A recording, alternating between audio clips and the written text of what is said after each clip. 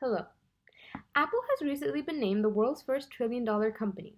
It has achieved this through unique product offering and creative strategy it employs to remain at the forefront of their industry. This includes premium products that they offer, such as their iPhones, iPads, and MacBooks, their accessories to go with it, and their special software that creates an interconnected hub of your own personal Apple products. Apple users trust them to continue to release products that they are familiar with that have the latest updates. This is what Apple can offer, and they have used that to build a solid consumer base. However, they have also used other strategies to build their consumer base beyond just their product offering. They maintain relevance through many other strategies, such as Today at Apple and their premium pricing model. But today I will be focusing on their Everyone Can Code initiative. Everyone Can Code is an initiative that focuses on the motto that coding is essential, and they want to teach coding through the Swift app and a connected curriculum to teach it. It was launched officially in 2017. Uh, it started out only in the US and it ranged from kindergarten all the way to college. It was a special curriculum dedicated only to coding. In the past year, it has started to roll out internationally. However, that only applies to colleges. And so it is very successful so far, and lots of people are taken to it, and it has been implemented in many different institutions. The way this works is that by using that motto, coding is essential, that I recently brought up, Apple is trying to ensure that there's always going to be a workforce out there that knows how to code. The curriculum is designed to work only on their operating software, which is excellent for their current and their future performance, and I will come back to that. So there is the coding app itself, it's called Swift. There's the curriculum that goes with it, that's on the books and school app, and then there is a overarching app that teaches the teachers how to teach it. So those are three different products that go inside this initiative. And so the Swift app, which is the coding app itself, is dynamic and easy to use. You can see what you're coding as you're doing, so it's a split screen, and so you type in what you're coding, and then on the other side of the screen, you can see the result of that. And if people come into that, you can just buy the app on the App Store, and if you want to use it with no experience at all of coding, you can have an interactive way to learn coding through something called the Playground. And it is the same software used to make the apps that people use on their MacBooks and their iPads so that people can instantly make that connection. It's not completely foreign to them. So, Apple at their schools and their universities are offering the full coding curriculum. Schools, of course, have to pay for the teacher training and the equipment to teach it on because, of course, all the apps only work on their equipment. And again, this is all to Apple's benefit, and I will come back to that.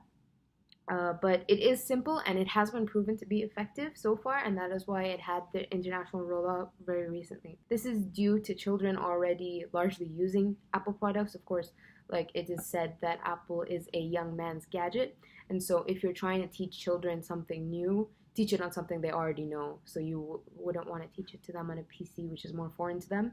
And so people have been teaching coding on the C++ software, but it has been less successful than this Everyone Can Code initiative, which is newer but has had more success. So I have explained what this initiative is. Now I'm going to go into an initiative of how Apple is using it strategically to remain relevant today and how it will be using it to be relevant tomorrow and into the future. This is going to be in a number of ways. I already brought them up and I'm going to be further exploring them. First, the curriculum to learn how to code and the software to learn it on, and the curriculum to teach the teachers to teach the curriculum. There are three completely separate things, and none of them are free. You have to pay Apple to teach the teachers, and then you have to pay Apple for the curriculum, and then you have to pay Apple for the app itself. This revenue that Apple is getting from that is immense. They, of course, offer some scholarships to some schools that are less fortunate, but they are getting revenue from that because this is where they're making money. Also, this curriculum can only be taught on their MacBooks and on their iPads.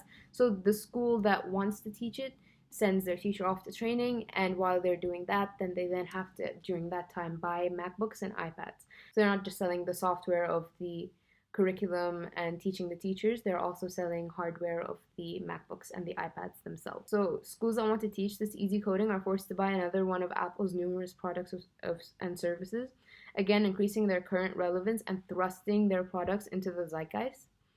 And children of all ages all around the world, like I said, in America this is going from kindergarten all the way to college, and around the world it's like in a lot of colleges, they're seeing and using Apple products at their school. They're being exposed to it, and you see how easy it is, and you start to get familiar. And so you go home and ask your parents to buy that. And so, in a way, they're sort of marketing to those children. And so, that's a big benefit for Apple because they're currently marketing to the younger demographic through schools. As for maintaining future relevance, this initiative is also very good for that. The students learning to code now are going to grow up and enter the workforce and be consumers. Apple is counting on that. So first, there will be an entire generation of coders who are used to using only Apple products. This will force future employers to have to buy Apple products. So that's ensured sale of their hardware in the future. So not only is Apple selling MacBooks and iPads today to schools, they will be selling MacBooks and iPads to future employers of those same students. And the second thing is that because these same children use Apple products, some of them from kindergarten again, that's what they are used to, and that's what they consume, and that's what they learn to want and need. And in everyday life, like I said, when they go home, they'll ask their parents to buy it, and then they're going to grow up and be consumers, and that's what they're used to, and that's what they're going to buy and consume. They're going to make their children consume the same thing, and there will be a generation of Apple consumers, and they'll be used to that, and that's what they are going to consume. And so that's another insured sale for them.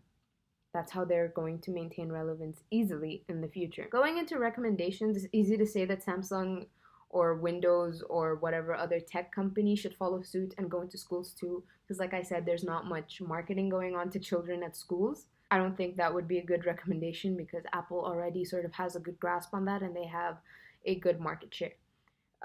And children are already sort of used to that, and Windows already does exist at schools, but they haven't had the same success that Apple is having now. My recommendation for this is actually for Apple itself.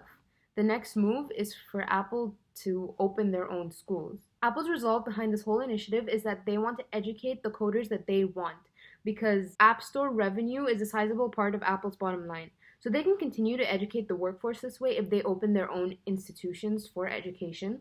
And so they would open high-tech schools that teach things like coding in smart and easy ways and ensure the next generation useful information in the STEM sector. And it would be highly specialized, of course, and it wouldn't be very widespread. It would start off very small in very remote parts of the US, specifically I would say in big cities like maybe LA, New York, Chicago, and then it would roll out to other parts of the world, probably Europe starting out. But the school would have a big focus on STEM, and that is where the world is turning to anyway. Apple is very good at capitalizing on world trends. That's what they've done all the time, and that's how they remain at the forefront of their industry. So why not capitalize on education? That's what they've started doing with Everyone Can Code. So why not go all the way and just start their own facilities? That way they have complete control over what they're teaching, because now they're getting half the work done by just putting the curriculum and putting the app out there. Now they will have complete control. Of course, it can be as well a completely online school. They would have to put out a complete curriculum of all different classes and people could sign up, but I would think more of a physical presence that Apple should have in the education sector. And that is how Apple could move forward using this idea to build off of. And so that is my recommendation. Thank you for listening.